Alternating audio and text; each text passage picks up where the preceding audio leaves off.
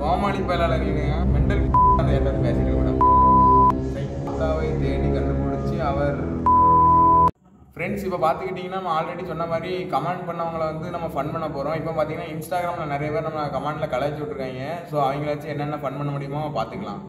First பார்த்துக்கிட்டிங்கன்னா கமெண்ட்டை பார்த்து நான் டென்ஷன் ஆகவா இல்லை சிரிக்கவான்னு தெரில, கோமாளித்தனமாக பண்ணி வச்சுருக்கேன். என்னென்னு பார்த்துக்கிட்டிங்கன்னா 80 வயசில் தாத்தாவை தேடி கண்டுபிடிச்சி அவர் அந்த கமெண்ட் அதிலே போட்டுருந்தேன், நீங்கள் பார்த்துருங்க. அடுத்த இந்த கமாண்ட் வேற லெவலுங்க.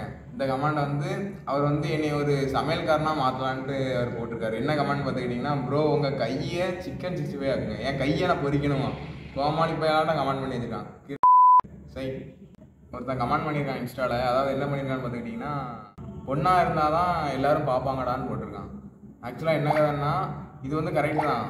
இதில் உள்ள எல்லா கமாண்டை விட அல்டிமேட்டாக ஒரு கமாண்ட் என்னென்னு பார்த்துக்கிட்டிங்கன்னா, அண்ணா பாடி ஃபுல்லாக தீ கொளுத்தி நிற்கணுமா, சோத்திரையும் அடி வாங்கியாச்சு, சேத்திரையும் அடி வாங்கியாச்சு, கோமாளி பயலால நீ கொளுத்தி குதிங்க, மெண்டல் அந்த ஏதாவது பேசிட்டு கூடாது.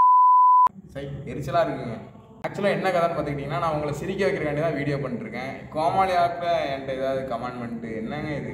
அதாவது இந்த வீடியோவை நான் இந்த இடத்துல நிப்பாட்டுறேன். என்னாச்சுன்னு பார்த்துக்கிட்டிங்கன்னா, இதான் ஃபஸ்ட்டு வீடியோனால கொஞ்சம் கம்மியாகவே போடலான்னு இருக்கேன். ஸோ அடுத்த வீடியோ வந்து பெருசாக போட்டுரும், பெரிய பெரிய கமெண்ட் எடுத்து ஃபன்னாக முடிச்சு விட்டுறலாம். நம்ம சேனலுக்கு இப்போ தான் புதுசாக வரீங்கன்னா மறக்காமல் லைக் பண்ணுங்கள், ஷேர் பண்ணுங்கள், சப்ஸ்கிரைப் பண்ணுங்கள். நம்ம வீடியோ உடனுக்குடன் வரணும்னு பார்த்துக்கிட்டிங்கன்னா பெல் ஐக்கான் இருக்குல்ல, அதை தொட்டுக்கோங்க.